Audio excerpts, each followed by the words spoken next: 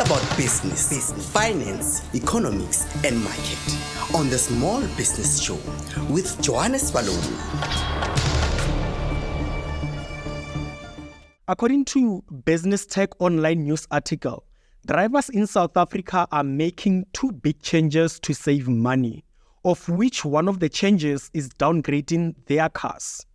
And today on the show, we are joined by Katlego Kutumela, a sales executive at Nissan BB Group. Katlego, welcome to the show. Thank you so much, Johannes. I appreciate this time, and I greet all the viewers.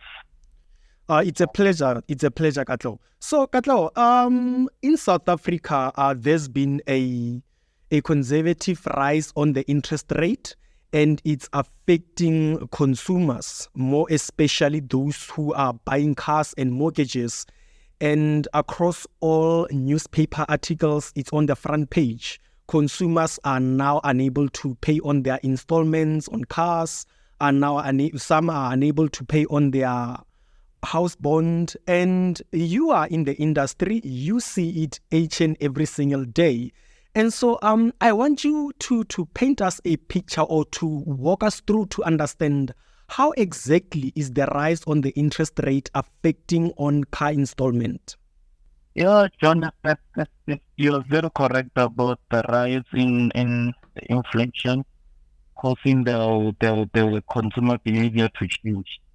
But I can tell you, as an expert or somebody who's working in a motor car dealership, every day we meet such circumstances or situations whereby clients are unable to afford, like before.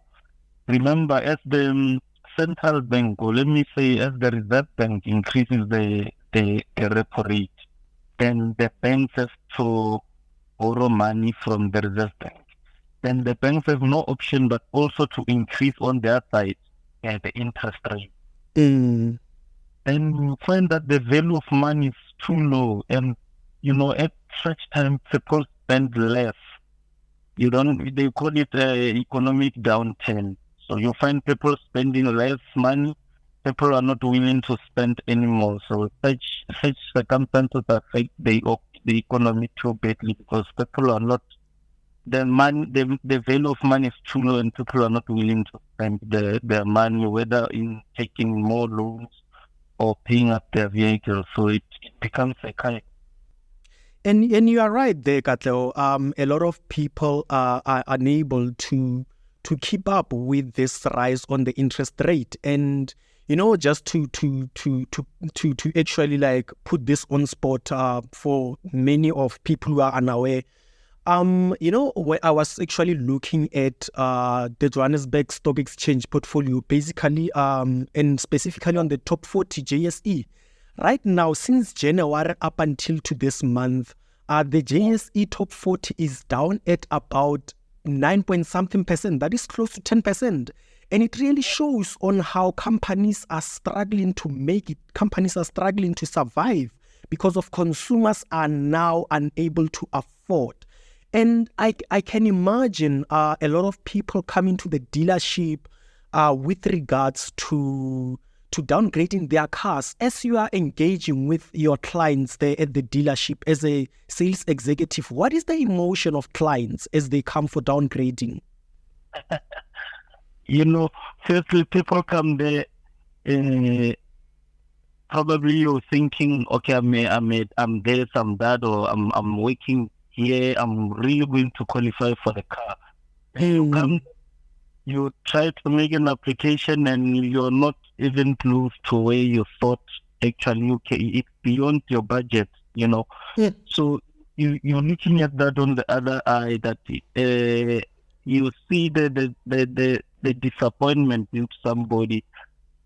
Some clients are just saying, okay, I'll get back to you, because of such situations where clients are coming, and then she's expecting to pay 3,000, and the installment now is at 4,200 plus insurance. Then it's something else. That's too steep. Cannot, no friend. So, as you're saying that some clients will come expecting to pay this much, and when you sit down looking into the finances, you find that some will have to pay more than they've expected. What are some of the things that you put into factors when you are working around vehicle finance? Remember, vehicle finance is a risk. Remember, you are actually the bank actually gives you a loan and then it pays that amount into our dealer, if I understand it correctly.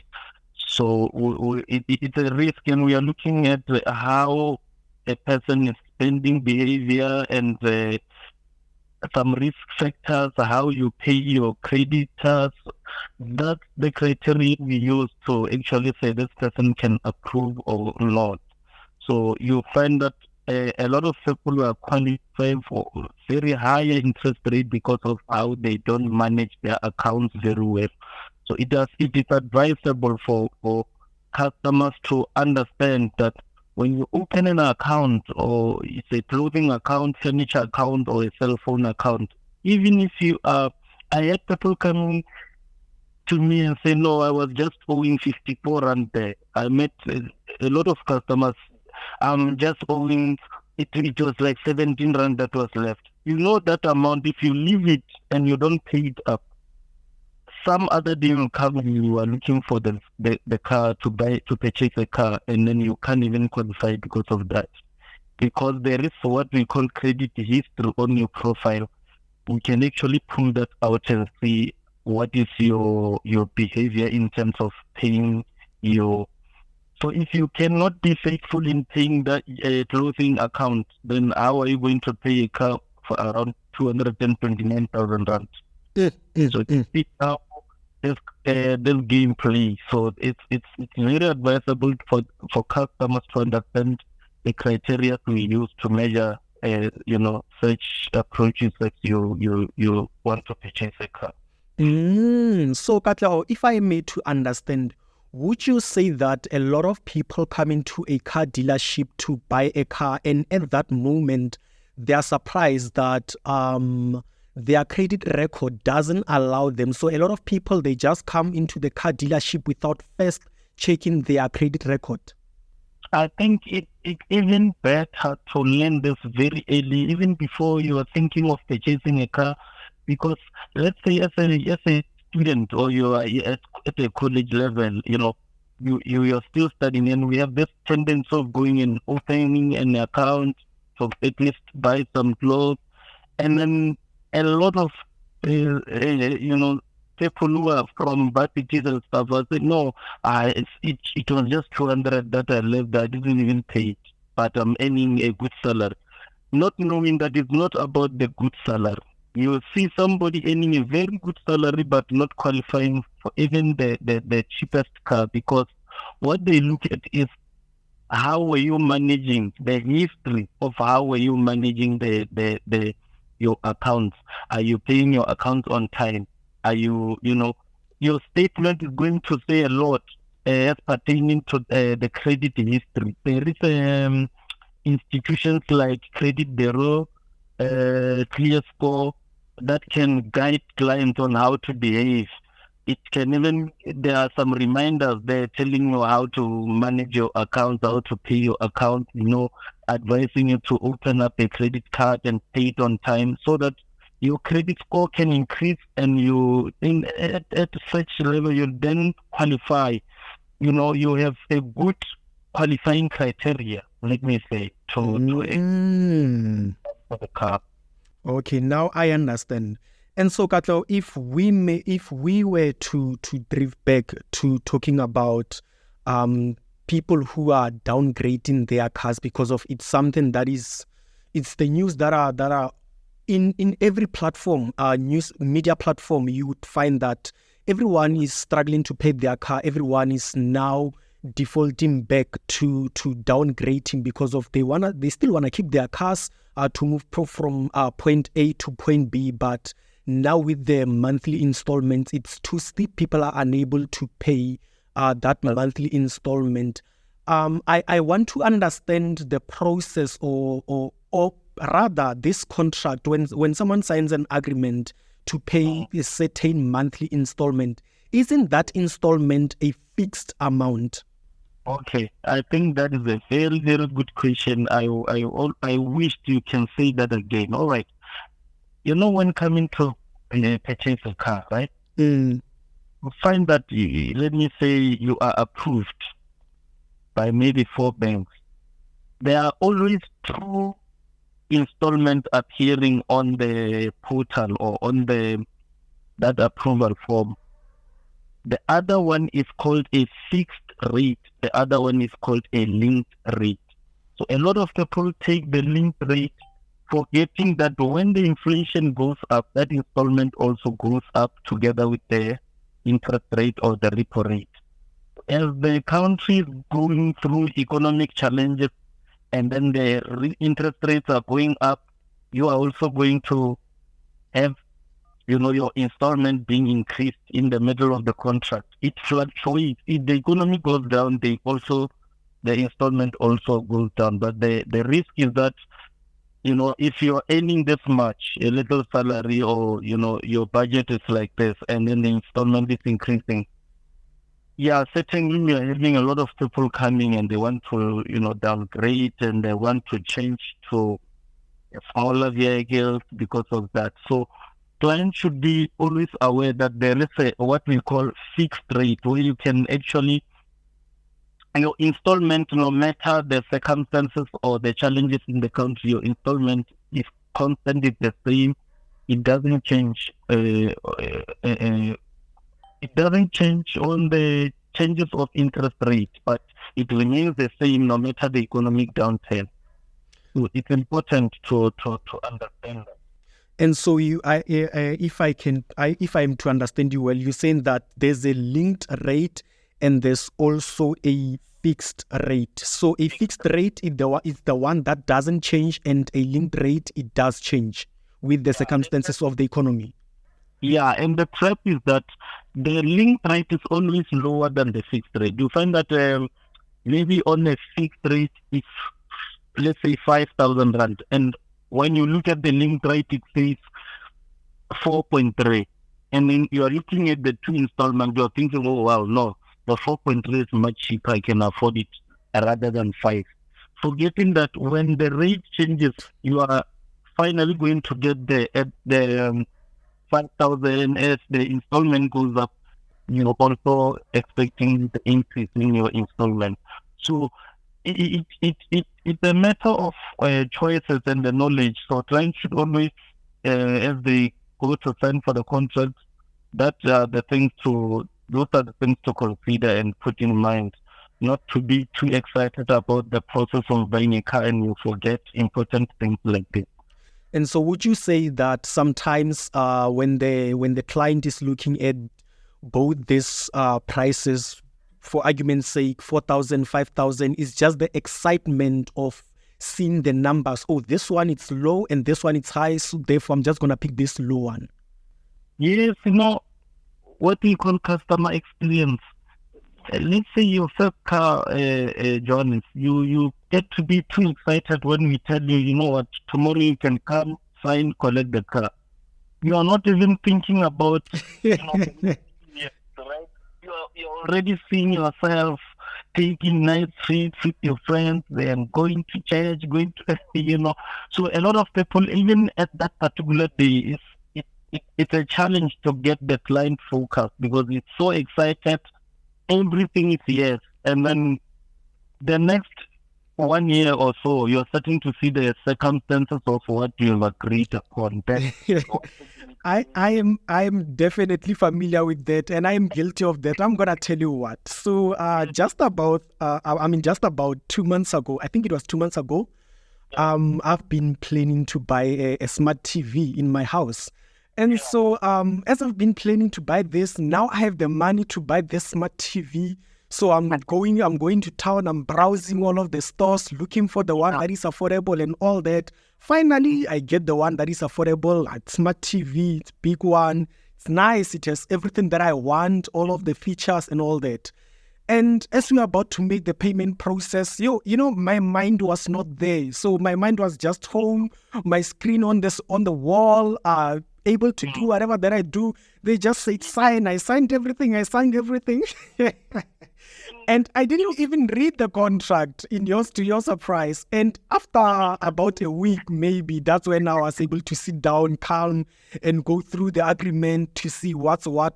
Because of most of the time, we don't do that. Because we are so excited to get what we've been looking forward to. So we don't normally read that. And after maybe you encounter a problem, that's where you go through it and they tell you that it's in the contract. They didn't read it because you're excited. It's a fair type, and then you agree. It happened to me also. I was buying a contract cell phone, and then I bought two cell. The sales executive, they just said, no, the installment is around 500 every month, two cell phones. And then I did that. I signed everything. I was excited. When me to 800 and something, then you can't change because you have already agreed and you've signed everything. So it's important to check the contract, sit down. I think you should at least have a day off, not signing something and you are rushing to work or somewhere. Just sit down or choose a day where you're going to take your delivery. Yeah, I agree. I agree with you on that. Just taking a day. Maybe if you are going to make a big purchase, you just have to take a day, sit down with yourself, calm down, so that you can be able to be aware of most of the important things. Especially buying something like a car. I mean, it's a very bigger commitment. You are allowed also to ask some family members who already have gone through that. Yeah. I'm sorry to step on that. I think what you're saying is right. It's true that a vehicle it's a very big decision to make, and I'm saying this, and I'm rushing to say this because maybe I might forget. I was watching one of the interviews of Muzi Sambo, the guy who's on YouTube, telling people, guiding people into the process of buying a car. And one of the points that he said, I didn't want this to slip my mind. He said that a vehicle is one of the biggest decisions that you're going to make, because of it affects your entire life, and solely because a vehicle, when you buy it, it's an installment that you're going to pay for 6 years. And so just imagine making a wrong decision for something that is going to take you more than 5 years of your time or 6 years of your time. To your surprise, over a long period of time, you've made a mistake. That's why I want to say this. It's very, very important. There are two types of customers. There are those customers who come and then they tell you about, I want this vehicle, and then we ask you what's your budget and everything.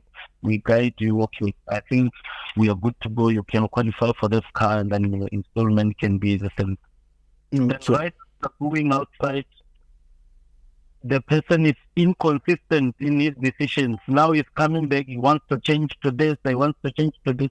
I think today we have things like internet, you can just go there, see the prices are there, they're not a secret. So check how much can you roughly pay on this car, and then you are earning this much, this is how you can afford. And it's time customers, I always wanted to say this, it's time customers get their minds back to understand that you should buy at least what you can afford, not what others are thinking of you. Because we have this challenge of people just signing everything because they want to prove the world out there that they can.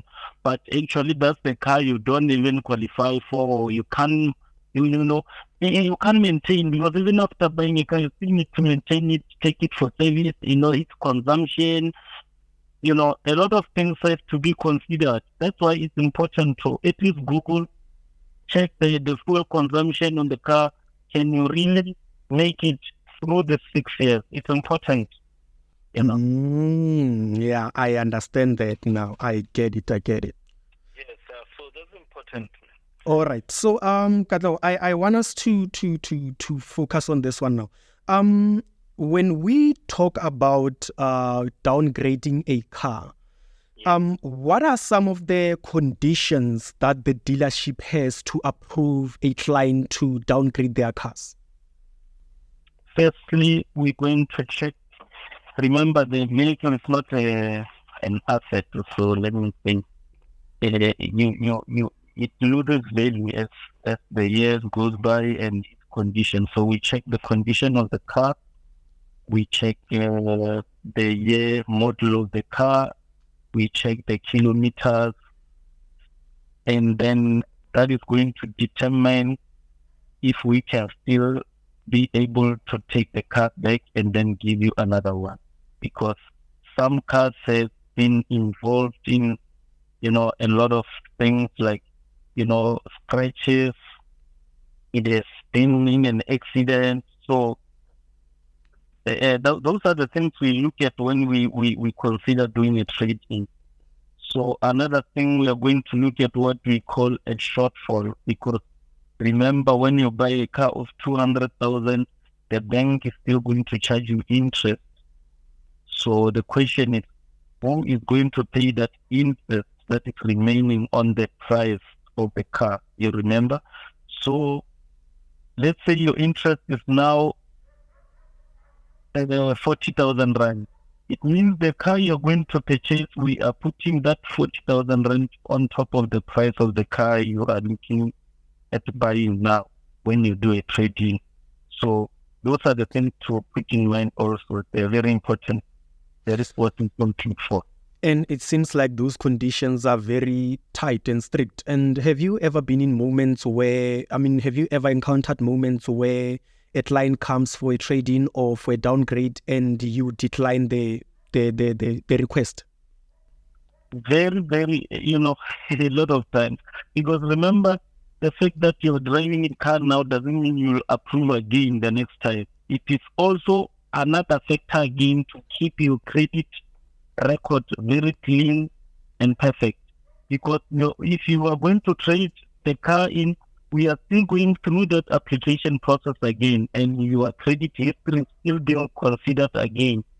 So what if this time it declines, and then you are in a very, very urgent moment to get another car that you want to use for business, or you want to use it for this, and then you are declining. So it becomes a frustrating moment for customers. So it's important to, after purchasing a car, keep your credit clean, pay up your credit very well, and then keep your credit record running very smoothly. Okay.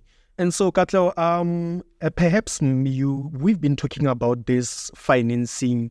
Let's get more in detail with it.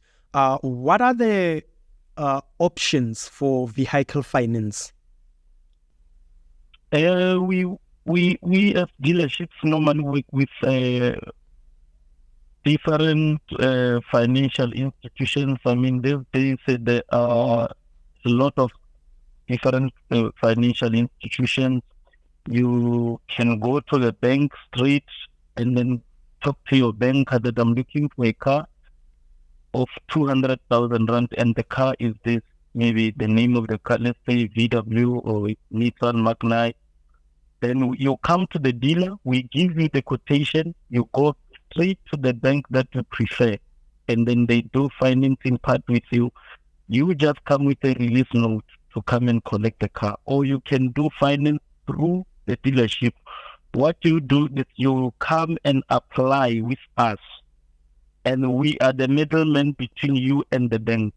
So we apply to all the financial institutions we work with. So normally we work with 5 of them, and then on those 5 of them, maybe 2 approve you, the rest decline, or they can approve all of them. Then we choose the one that gives you better interest and better installment.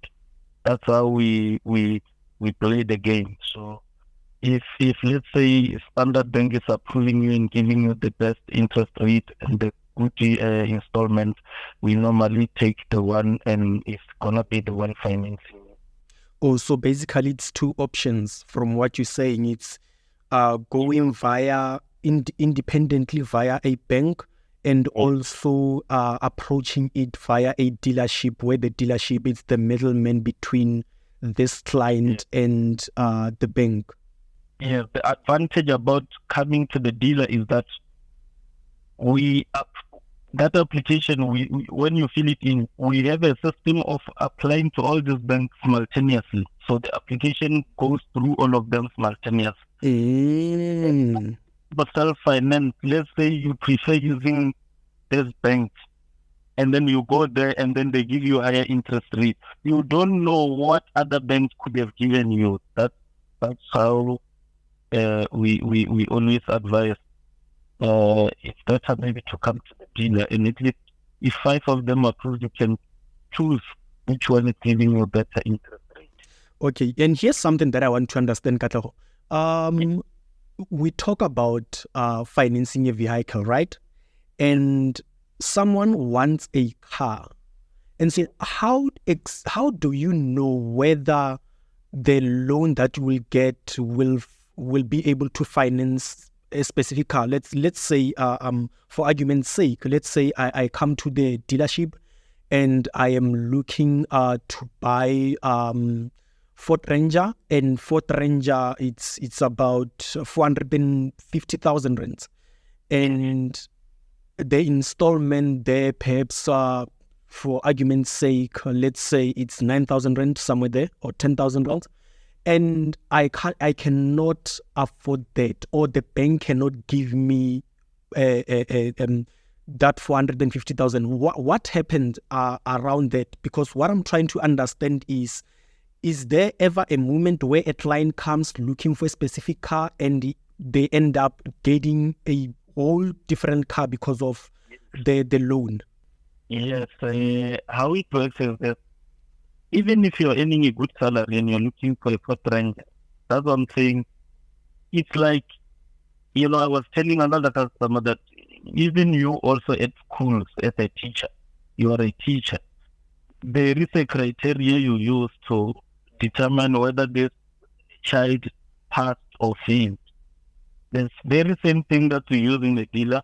The bank will normally come back to us as a dealer and say, this client has an affordability problem in life. So we will reconsider the deal, or we will consider the deal if only the client will take the car that costs maybe 200 rand instead of 450. Then in that case, when we communicate with the client, look, man, this is the car you qualify for, this is the price you can qualify for. We have this bike that is about 200,000. Will you maybe consider it?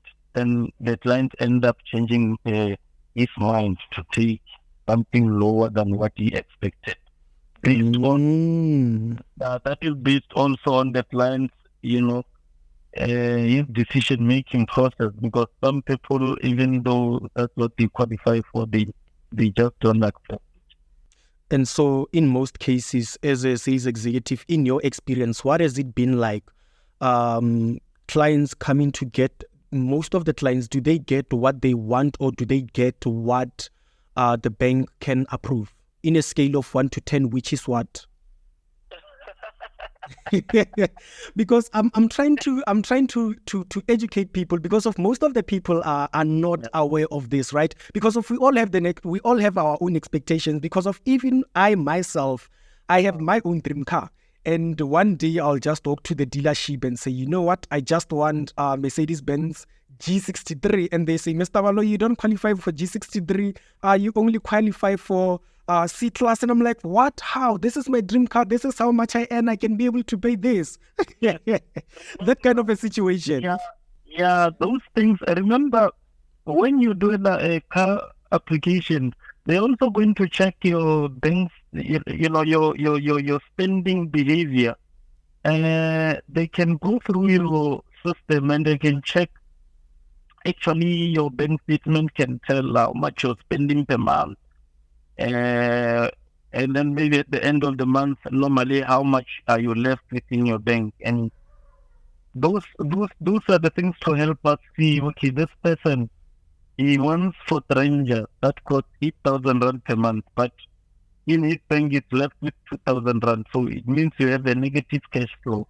You want to pay 8,000, but when we look at your 3-month bank statement, you're always left with 1,000 rand, and then how are you going to eat? And then how are you going to afford the car? Now I understand. I get it. Those are the things to help us say, man, look, your statement is like this. You have 3,000 only left in your bank statement, and then you need a car that is 9,000 rand per month. You see, you have a negative cash flow. Then in that way, that's when we explain to the clients what you can afford at this moment. It's a single cap instead of a double cap. Will you consider going ahead with a deal? It's not like we are forcing, or we are actually sales advisor. We just advise you. Then, looking at those things, the client can understand. But you asked me a question in a skill. I can say a lot of people are just coming and then they get a different thing from what they were expecting because of the economy and the financial criteria that we use.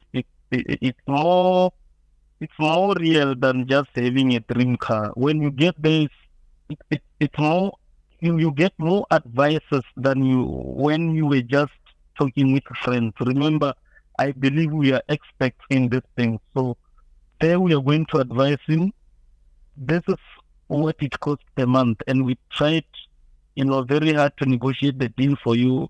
And then this is the whole deal, how we structured the deal. For 6 years, you're going to pay like this, insurance is like this. Then even you yourself, you will see that, hey, no, I think I can manage. And that's why we look at different options.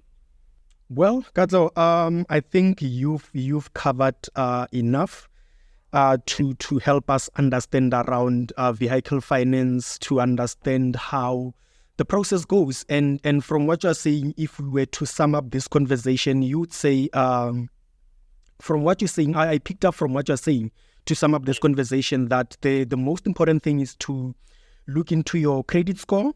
The second thing is to look into your cash flow, how you manage your salary. The third thing is looking forward to getting advices from the sales executives such as yourself. Yes, yeah, it's true. Those things that you highlighted are very important. I think even if you have reminders, so remind yourself, because these days we have a lot of creditors are deducting straight from the bank, as a stock order. So maybe closing account, you can just put a reminder that this particular date I have to go and pay my account. It's important because those skipped payments can get into some trouble with they can tamper with your ITC, your credit record. Okay. So it's important that customers are always aware of such things at an early age, or as early as you start working, or as early as you qualify to get a credit account. It's important to know how to manage it. Don't take more than you can afford, and then you skip payment, and then you end up saying, I'm running away from them. Not knowing that the time you get a good job, you're going to look for something that you can't afford cash, and then you try to do, a credit application and you can't qualify. So it's important to consider such things. Okay. Katlego, it's been a pleasure to have this conversation with you. Thank you for gracing us. Thank you so much, Jonas. I hope to meet you again some other time. Definitely. Thank you. Thank you, sir.